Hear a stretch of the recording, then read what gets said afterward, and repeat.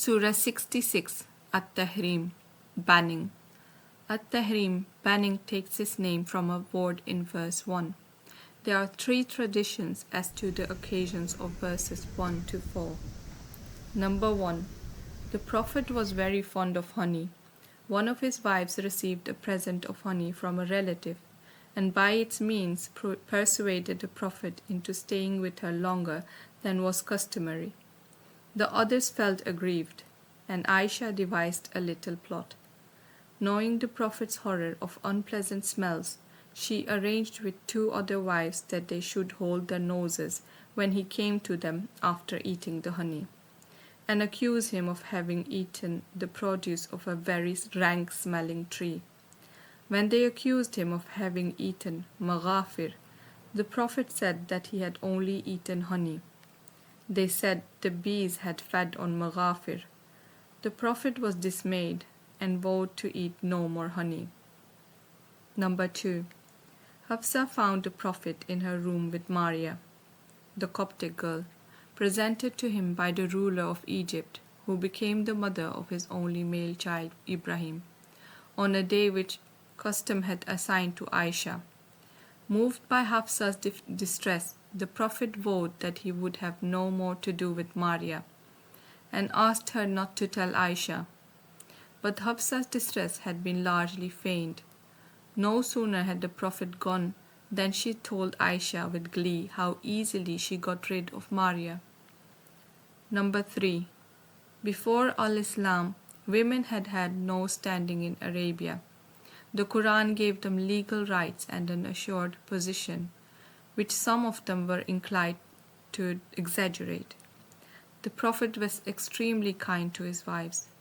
One day Umar had to rebuke his wife for replying to him in a tone which he considered disrespectful. She assured him it was the tone in which his own daughter Hafsa, Aisha, and others of the Prophet's wives answered the Prophet. Umar went at once and remonstrated with Hafsa and with another of the Prophet's wives to whom he was related. He was told to mind his own business, which increased his horror and dismay. Soon afterwards the Prophet separated from his wives for a time, and it was thought that he was going to divorce them. Then Umar ventured to tell the story of his own vain effort to reform them, at which the Prophet laughed heartily.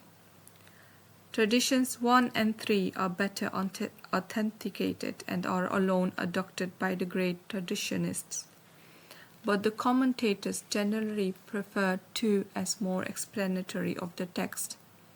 All allude to a tendency on the part of some of the wives of the Prophet to presume on their own new status and the Prophet's well-known kindness, a tendency so marked that if allowed to continue, it would have been a bad example to the whole community. The Quran first rebukes the Prophet for yielding to their desires to the extent of undertaking to forego a thing which Allah had made lawful for him. In the case of number 2, fulfillment of his vow involved a wrong to Maria, and then reproves the women for the double dealing and intrigue.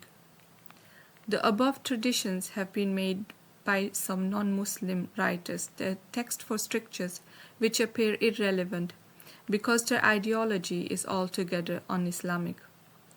The Prophet has never been regarded by Muslims as other than a human messenger of God. Sanctity has never been identified with celibacy. For Christendom, the strictest religious idea has been celibacy. Monogamy is already a concession to human nature. For Muslims, monogamy is the ideal. Polygamy the concession to human nature. Polygamy is the nature of some men in all countries, and of all men in some countries.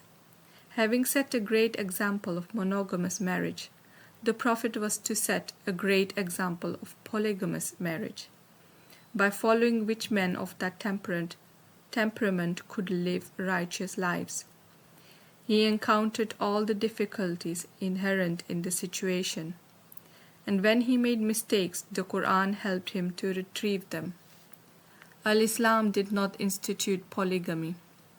It restricted an existing institution by limiting the number of a man's legal wives, by giving every woman a legal personality and legal rights which had to be respected, and making every man responsible for his conduct towards every woman. Whether monogamy or polygamy should prevail in a particular country or period is a matter of social and economic convenience. The Prophet himself was permitted to have more wives than were allowed to others because, as head of the state, he was responsible for the support of women who had no other protector. With the one exception of Aisha, all his wives had been widows. In the name of Allah, the Beneficent, the Merciful, O Prophet, why prohibit you that which Allah has made lawful for you, seeking to please your wives? And Allah is forgiving, merciful. Allah has made lawful for you Muslims absolution from your oaths of such a kind, and Allah is your protector, He is the knower, the wise. When the Prophet confided a fact to one of his wives, and when she afterwards divulged it, and Allah informed him of it, he made known to her part of it and passed over part.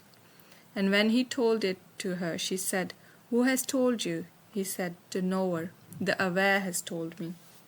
If you both turn to Allah repentant, you have cause to do so, for your hearts desired the ban. And if you aid one another against him, Muhammad, then Allah, even He, is his protecting friend, and Gabriel and the righteous among the believers, and furthermore the angels are his helpers. It may happen that his Lord, if he divorce you, will give him in your stead wives better than you, submissive to Allah, believing, pious, penitent, devout, inclined to fasting, widows and maids. O you who believe, ward off from yourselves and your families a fire of which the fuel is men and stones, over which are set angels strong, severe, who resist not Allah in that which He commands them, but do that which they are commanded. Then it will be said, O you who disbelieve, make no excuses for yourselves this day. You are only being paid for what you used to do. O you who believe, turn to Allah in sincere repentance. It may be that your Lord will remit from you your evil deeds and bring you into gardens underneath which rivers flow, on the day when Allah will not humiliate the Prophet and those who believe with him. Their light will run before them, and on their right hands they will say, Our Lord, perfect our light for us, and forgive us. You are able to do all things. O Prophet, strive against the disbelievers and the hypocrites, and be stern with them. Hell will be their home on unhappy journey's end. Allah cites an example for those who disbelieve. The wife of Noah and the wife of Lot, who were under two of our righteous slaves, yet betrayed them, so that they, the husbands, benefited them nothing against Allah. And it was said to them, Enter the fire along with those who enter. And Allah cites an example for those who believe. The wife of Pharaoh, when she said, My Lord, build for me a home with you in the garden, and deliver me from Pharaoh and his work, and deliver me from evil-doing people. And Mary, daughter of Imran, whose body was chaste, therefore we breathed in it something of our spirit, and she put faith in the words of her Lord and his scriptures, and was of the obedient.